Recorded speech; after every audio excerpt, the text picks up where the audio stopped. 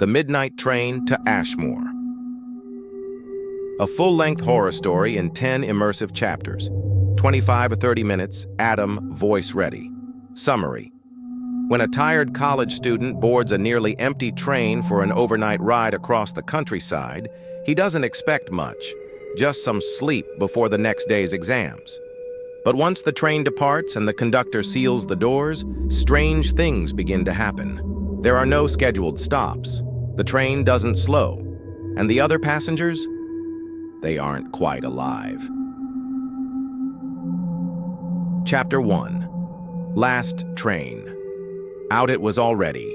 Past midnight when Jay Malik arrived at the platform. The station was unusually quiet. Too quiet for a Friday night. Fog curled around the lamps like silent ghosts.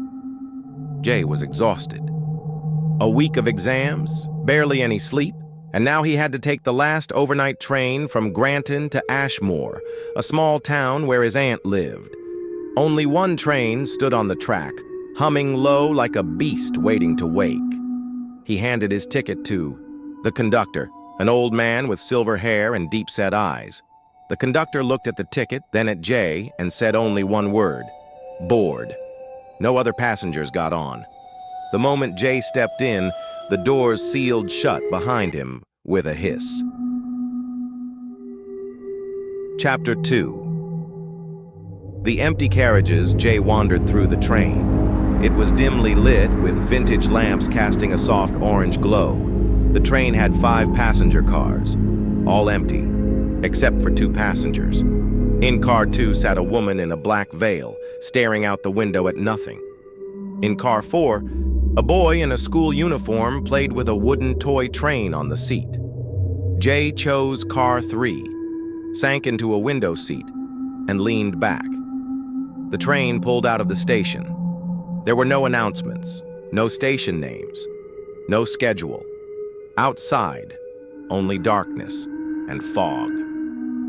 Jay closed his eyes, but the moment he began to drift off, he heard a whisper. Don't fall asleep. Chapter 3. The man in the suit, Jay, opened his eyes. The seat across from him, empty just a second ago, now had a man in a black suit and bowler hat. His face was pale, too pale, like paper. He smiled. Where are you headed, friend? The man asked. Ashmore, Jay replied slowly. The man chuckled. We don't go there anymore, haven't for years. Jay frowned. Then where is this train going? The man leaned forward, whispering, where all forgotten souls go. And just like that, he vanished, gone. Not a sound, just an empty seat and the faint scent of burnt paper. Chapter 4. The locked doors, Jay panicked and rushed to the exit. The doors were locked. So were the emergency windows. He ran to the next car. The veiled woman turned toward him. Her face was missing, just a blank, smooth surface where her features should be. She lifted her hand slowly and pointed down the aisle. Jay turned. The little boy was standing there, his toy train broken in his hands, staring at Jay with wide, terrified eyes. He's coming, the boy whispered.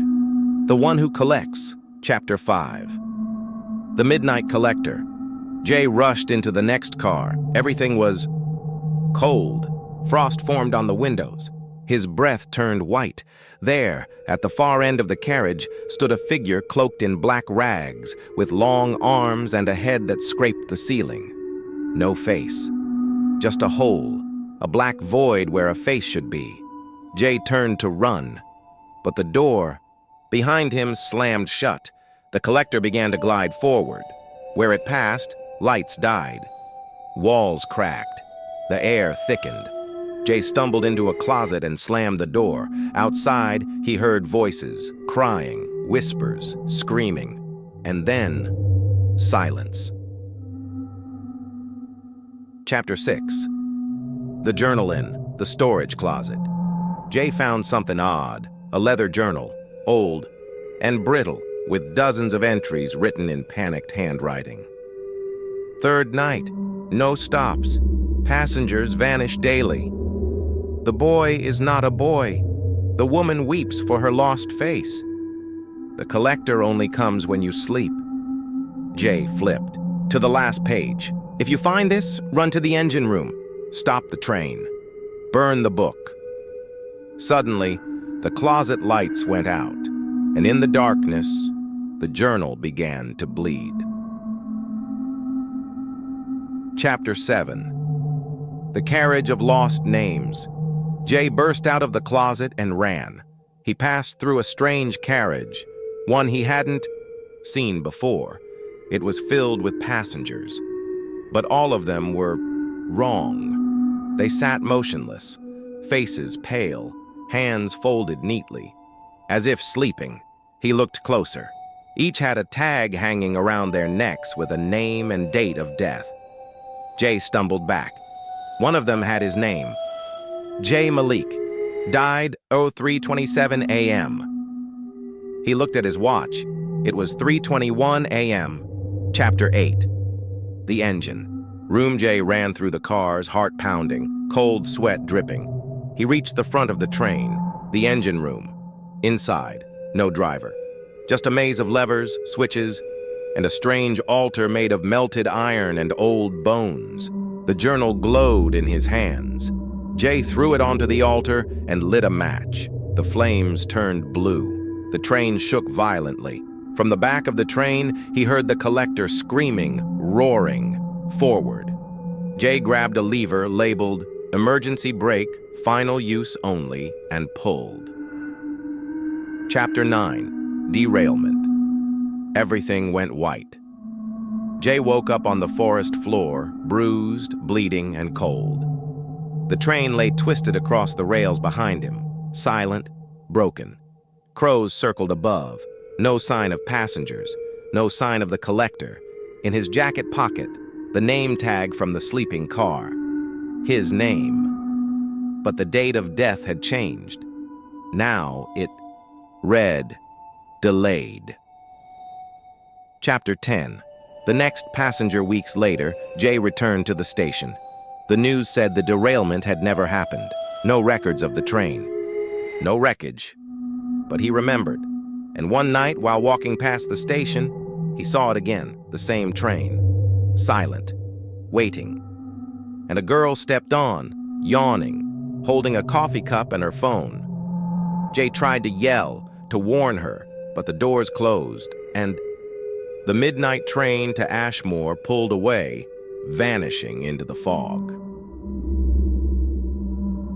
Chapter 11. The Whispering Wall Jay, still shaken but alive, made his way back toward the ruins of the train one last time. Something kept calling him. Not in words, but in whispers that seemed to ride the wind. He returned to the fifth car, now mostly shattered. Inside, the walls were covered in names, hundreds of them scratched into the metal. Names of people, dates, places. Some were fresh, some centuries old. As Jay ran his fingers across the wall, a voice whispered directly into his ear, "You left, but you never left us." Suddenly, the names began to glow, and one of them shifted before his eyes to read, J. Malik, returned.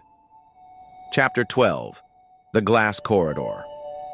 A shattered tunnel connected two broken cars, but when Jay stepped through, it transformed. Instead of broken metal, it became a glass corridor, floating above a void of swirling mist. Outside the glass, he saw shadows, walking upside down, as if in another world beneath him. They watched him. Their mouths moved, but no sound came out. Jay placed his palm on the glass, and a cold hand touched back from the other side. The corridor cracked. One shadow began to rise from below. It had his face, but the eyes were hollow. "You're just a replacement," it said, pounding against the glass. He left, but someone must stay. Chapter 13. The Mirror. Car J ran from the corridor and burst into a car made entirely of mirrors. Every surface reflected him, but each reflection moved differently. Some stared back. Some grinned when he didn't. Some reached out. He stepped forward, and all his reflections screamed in unison. Suddenly, one mirror cracked and a reflection stepped out. It looked like Jay, but with blood-streaked eyes and a stitched mouth. "You ran. I stayed. It's your turn now." A chase began. Jay ran from himself, through endless shifting corridors of mirrors. Only when he remembered the boy's words, "Don't fall asleep," did he realize the mirrors were trying to trap him in a dream loop. He bit his own hand to stay awake, and shattered the largest mirror with a scream. Chapter 14.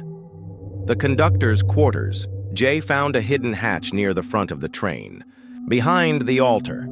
Inside was a narrow staircase leading to a secret chamber, the conductor's quarters. But what he found wasn't a room. It was an archive of stolen time. Clocks ticked backward. Candles burned without fire. Every shelf held objects, from passengers who had never left, a broken violin, a diary, a child's shoe. On a wall, he saw paintings, portraits of passengers. Their eyes followed him. Jay found his own portrait, freshly painted, still wet. Just then, the conductor entered, not old anymore, but young, powerful, with glowing eyes and silver skin. "I do not drive the train. I guard the cycle," he said. "Balance must be kept. If a soul leaves, another must return." Jay backed away, holding a candle, and knocked over a shelf, causing time itself to stutter. Chapter 15. The final decision. Jay fled through the train as it twisted into chaos. Cars upside down, walls pulsing like veins, and the collector's screams growing closer. He reached a final door marked, "Departures, one exit only." Inside stood the little boy, still silent. He looked up and asked, "Will you take my place?" Jay stared. Behind the boy stood his reflection, his name tag, and the train. He could run, escape. But that meant someone else, maybe the boy, would be trapped forever. Jay knelt down. "If I stay, will you be free?" The boy nodded. Jay placed the name tag on his chest. The train groaned, lights dimmed, the boy faded, and Jay stood up as the new conductor.